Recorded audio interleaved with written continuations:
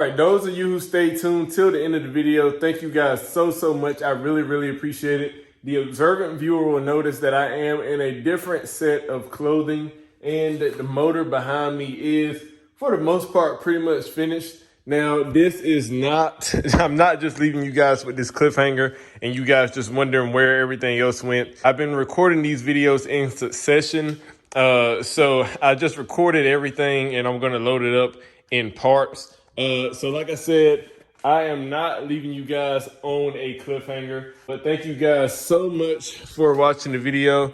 If these are the type of things that you like to see, make sure that you comment down below.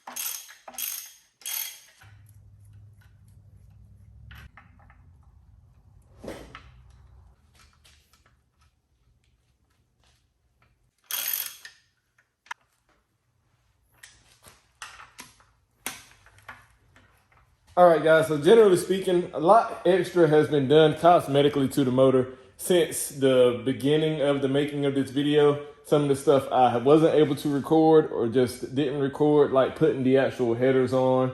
I don't believe I recorded putting the alternator on, as well as some of the accessory stuff like the intake that's on the top. I put the lower plenum on, but other than that, guys, we're going to try to wrap up and I'll go over all that stuff with you guys in a second. I did decide to order this JWT oil pan spacer. What this does is it'll give you an extra quart of oil for your motor. So you get an extra quart of oil capacity for your motor. The reason that is good is because anytime you're running low on oil, you'll have a little bit extra than you thought that you might have actually had.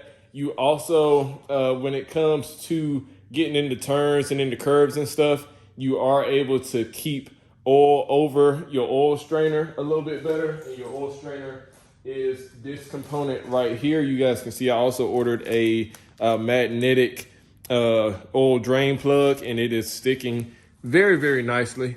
Really happy with it. Hopefully it'll, any contaminants I have, hopefully it'll take care of.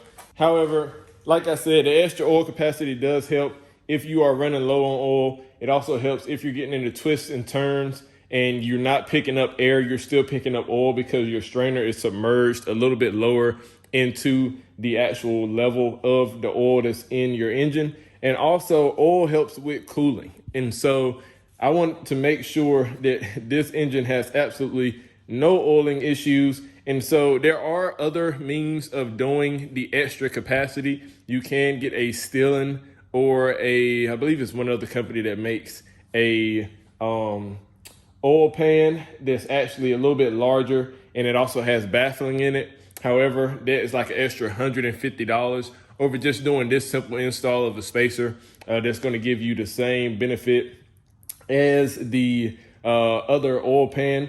I guess the other oil pan is aluminum, while this right here is steel. I like the steel better because whenever you have to change motor mounts or something like that and you're lifting the engine up, the steel is going to function a lot better than that aluminum. The baffling, in my personal opinion, is a little bit of a gimmick. I don't see myself taking my car to the track, so I don't need the extra baffling to make sure that the oil stays where the actual strainer is. But we're going to go ahead and get busy installing this, guys, and let's see how it turns out.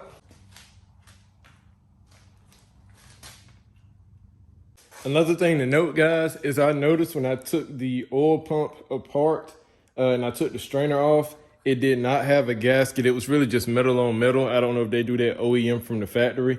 However, I am putting a gasket on mine on both sides of this extension for the strainer, just so I can be sure that we don't have any leaks anywhere.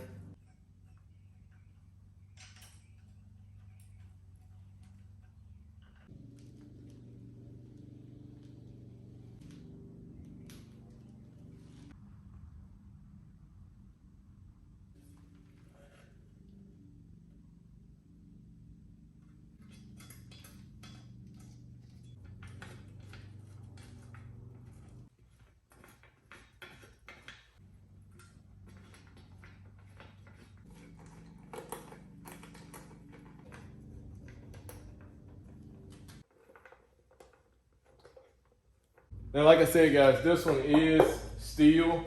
It is really strong. I have had to lift this up in order to change the motor mount before. That's one of the reasons why I opted for this one over the Stillen or the Grady oil pan.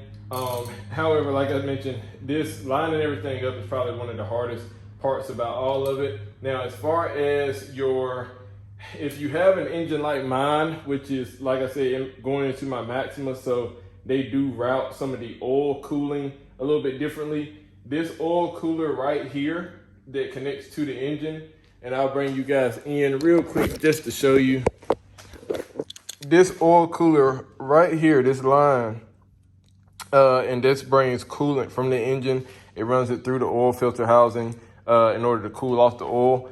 This line right here is bolted to the block. I have released and loosened these two bolts. It's hard to see, but it is two bolts right there that hold this line to the block. As you guys can see, whenever you do end up installing this, even without this installed, it was still a bit of a hassle to get to these two bolts.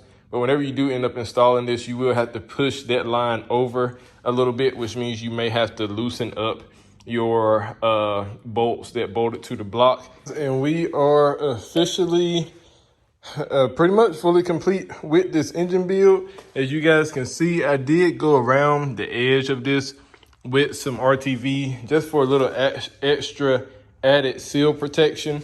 Around the bottom, the pressure is pretty evenly distributed around the gasket. However, right here where these bolts sit, the gasket that's on top does have a tendency to bulge a little bit just because of the extra pressure from the bolts being right here on top of it. So I did put a little bit of gasket here just for a little bit of added protection from leaks.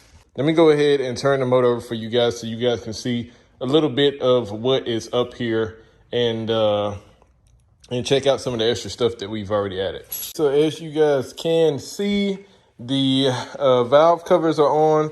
We do have the intake plenum on the top. This is the bottom intake plenum. The upper intake plenum is right there. It has to get put on whenever I put it in the car.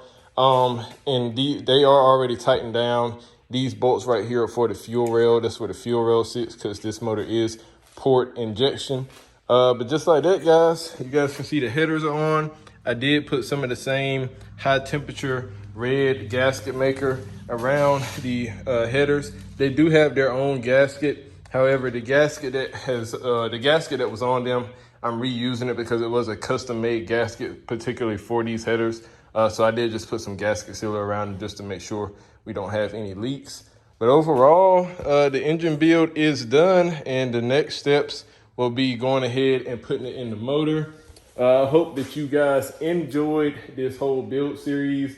It has been fun making it for you guys. It's been a little challenging at times, but nevertheless, been really fun. Hopefully you guys, if you do decide to do something like this, take this project on, hopefully my video, along with other videos that you may see on YouTube, will be pretty beneficial. As far as putting the motor in, hopefully I will get that done this weekend, see if it starts, see what happens. A little nervous like always, but fingers crossed, and we're praying to God every day that it will start. Thank you guys for watching, and catch you guys in the next one. Peace.